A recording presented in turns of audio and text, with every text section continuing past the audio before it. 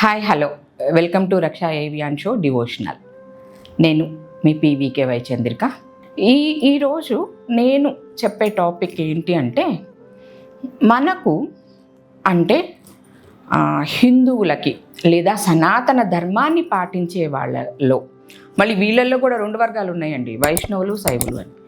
శైవులకి ముక్తి క్షేత్రాలు అని చెప్పి ఒక 4 ఉంటాయి.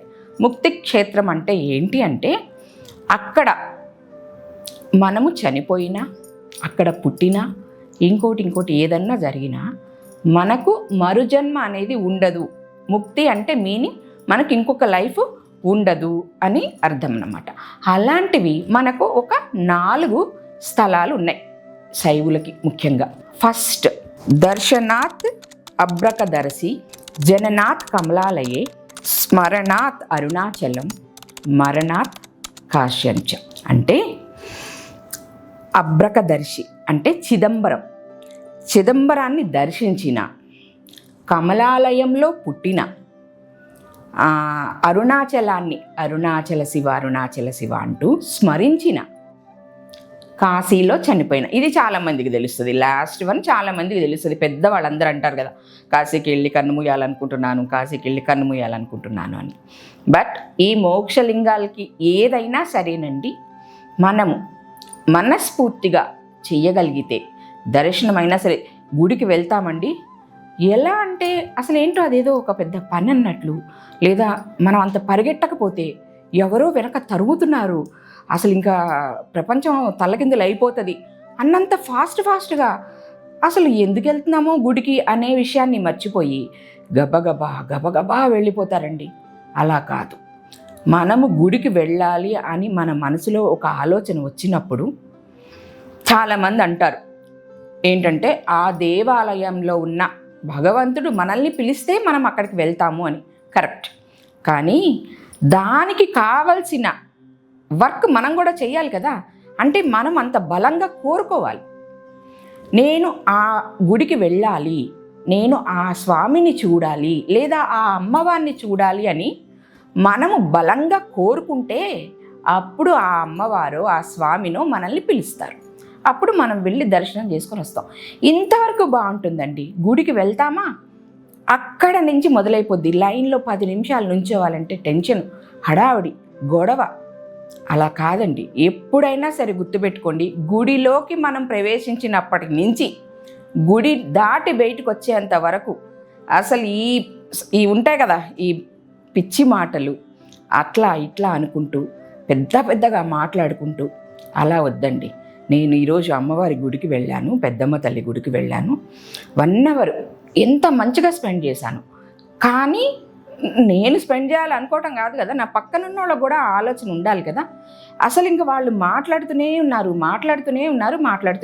నేను 2-3 సార్లు చూశాను. లోపల దుమ్ దుర్గాయే నమః అనుకుంటూనే ప్రదక్షిణాలు చేశాను, అనుకుంటూనే అమ్మవారిని చూసుకుంటున్నాను, కూర్చుంటున్నాను. కానీ అలాగే నేను చెప్పలేకపోతున్నా. అందుకని దయచేసి గుడికి వెళ్ళినప్పుడు మీకు ఏదన్నా సామాజిక విషయాలు మాట్లాడుకోవాలి అంటే బయటికి వెళ్ళి మాట్లాడుకోండి. ఫోన్ మాట్లాడుకోవాలంటే బయటికి వెళ్ళి మాట్లాడుకోండి. మీ వల్ల మీరు ఎలాగో ఆ గుడికి వెళ్ళిన దాని రిజల్ట్ని సరిగా పొందలేరు. అలా ఫోన్లు మాట్లాడుకోవటము, పెద్దగా అరుచుకోవటం వల్ల. అట్లీస్ట్ పక్కన వాళ్ళకి డిస్టర్బెన్స్ చేయకుండా ఉంటే వాళ్ళైనా ఆ గుడికి వెళ్ళిన పర్పస్ సర్వైవ్ అవుతుంది.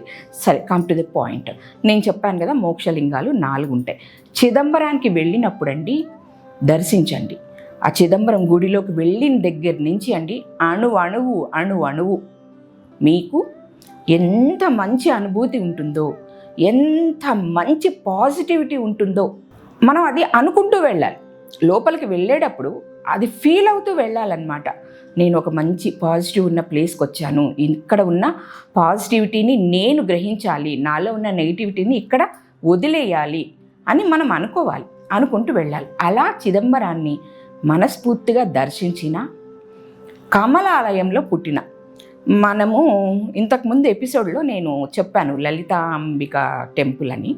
ఇది కూడా అంతేనండి, కుంభకోణం నుంచి వెళ్ళాలన్నమాట. దీని అసలు పేరు కమలాలయం అని మనం చెప్పుకుంటున్నాం, కానీ దీని అసలు పేరు తిరువాయూరు. ఓకే, కుంభకోణం నుంచి ఒక 1 అవర్ 1.5 అవర్ ట్రావెల్లో ఉంటుందండి. ఇది మధ్యలో లలితాంబిక టెంపుల్ వస్తుంది. ఓకే, తిరువాయూరు. అక్కడ మరకత లింగం ఉంటుందండి. ప్రపంచంలో ఉన్న మొదటి మరకత లింగం, మోక్షలింగాల్లో ఉన్న ఒకే ఒక మరకత లింగం ఇదే. ఆకుపచ్చ రంగులో ఉంటుంది. చాలా అద్భుతమైన శివలింగం. ప్రపంచంలో అంత మంచి శివలింగం, అంత అద్భుతమైన శివలింగాన్ని మనం ఎక్కడ చూడమండి. నెక్స్ట్ వచ్చేటప్పటికి స్మరణాత్ అరుణాచలే. అరుణాచలం వెళ్ళటం అనేది ఆయన పిలిస్తేనే వెళ్తాము అని మనం చాలామంది పెద్దవాళ్ళు చెప్తూ ఉంటారు, మనం వింటూనే ఉంటాము. చాగంటి గారు కానీ ఇంకొకరు కానీ ఓకే.